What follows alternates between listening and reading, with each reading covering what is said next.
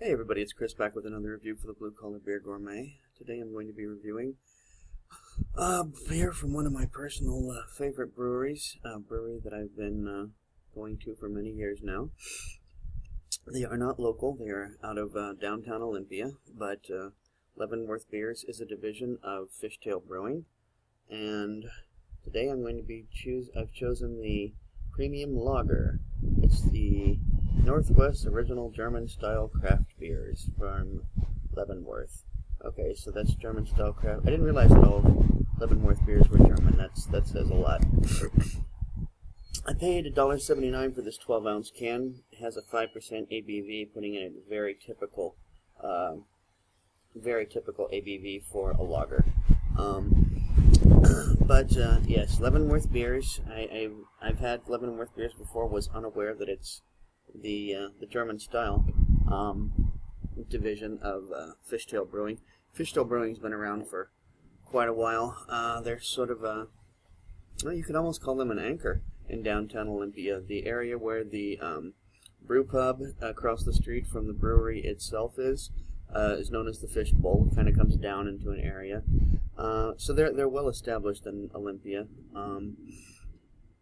and some of the first straight from the tap craft beer that I drank when I was living in Washington. And so anyway, I went through. Now the deal is, Untapped is calling this a pale lager, but Beer Advocate called it a German Pils. And Untapped, it got a ranking of 3.33 amongst 1,452 people. Beer Advocate gave it a 3.69, so it fared a little better on Beer Advocate. And I'm going to be doing that. I'm going to be checking on Beer Advocate as well. Untapped is only one venue to look. American lagers usually have between 4.2 and 5.3 ABV. German Pilsners usually have exactly the same. Actually, it's a little different. German Pilsners have a 4.4 to 5.2, so it's a little narrower. But by being at 5%, whether this was American or German, it puts it very, very much in the typical ABV range. One of the best known lager in the world, Budweiser, itself is a 5% ABV. German Pilsners are usually more bitter and have a stronger head than their counterparts in America. And I think I've covered all of that. So anyways, I did say, I think I already told you, I spent $1.79 for this 12-ounce can. Gone through that. There is no Brewed On or Enjoy by date that I can see. So, well, you can't have everything. At least they put the ABV on the can. And as a can, you know, I'm going to be giving it another extra 0.25 on Untapped. For no particular reason, I decided to use my Mike Hess 8 West Orange Wheat glass. Mike Hess breweries, if you go to Mike Hess, you order yourself a flight, they're going to give you a ticket. When you're finished with your flight, you come back to the counter, you hand you hand somebody your empty flight, they hand a ticket, they hand you a glass like one of these. And there's, I think, 4 different beers that they highlight in this, in those can glasses as they call them. But Mike Hess in San Diego, North Park is where we went. Great place to have a beer. Really nice place to have a beer. You can bring your dog, you can bring your kids. And that's 2 things you can't do here in Nevada when you go to a tap room. So, just to let you know, if you're taking a San Diego vacation and what are we going to do about the dog, what are we going to do about the kids, hell, take them with you. I saw kids and dogs in plenty of San Diego breweries. So, anyway, as you can see, that is a nice, resilient head. It's not going anywhere, keeping it more in style with the German variety.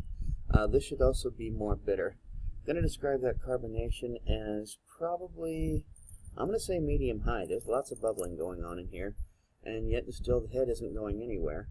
You're seeing more of an orange color on the camera than this actually is. This is closer to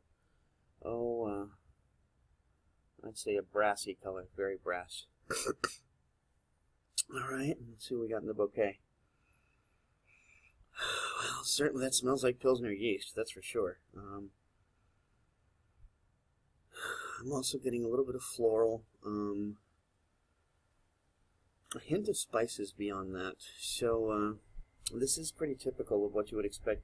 This, because of the carbonation and everything else, this really does seem to favor more of a Pilsner than a lager. And yes, a Pilsner is a variety of lager, but this is leaning more towards the Pilsner side of it. Not that I've had that many German lagers, so maybe German lagers are almost impossible to distinguish from Pilsners. Anyway, I think I've gone blah blah blah enough. Let's start drinking, shall we? Cheers.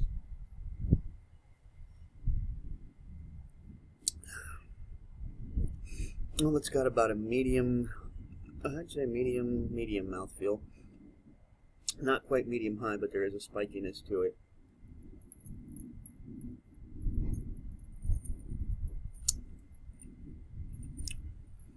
Okay, now I'm tasting the malt more than anything. Hi, kitty.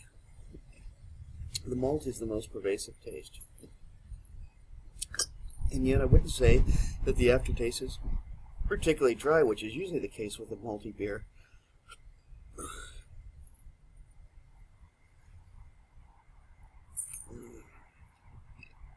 Nothing I love more than getting a case of the hiccups right in the middle of a review. As I dig a little deeper into this,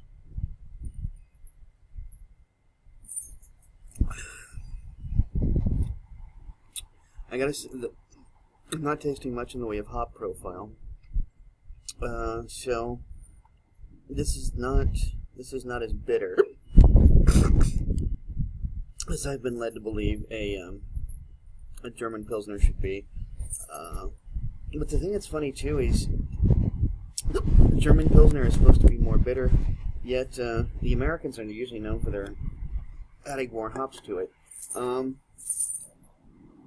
The thing is, this is a good beer, but there's not a lot of descriptors for the taste, quite frankly.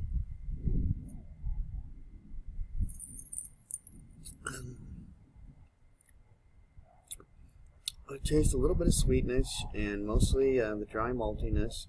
Well, not even, like I said, not even the dry maltiness, just maltiness.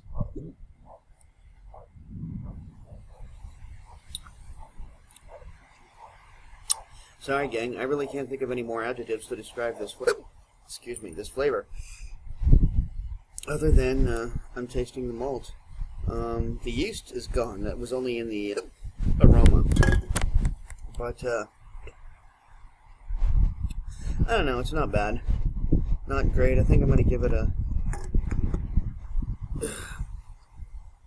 Well, it's difficult to say because, like I said, just because I can't think of great descriptors doesn't mean this isn't a good beer. I feel like I'm falling short in my vocabulary. Like, basically, I need to go buy myself a thesaurus.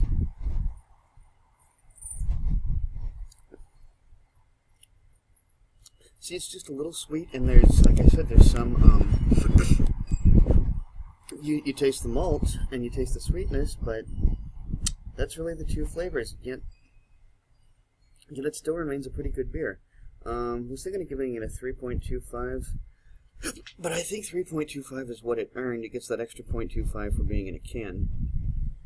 So I'm going to log this in at 3.5. Anyway, I see I've taken much too long with this video, in this review. So, until next time, drink good beer, don't break the bank doing it, and cheers!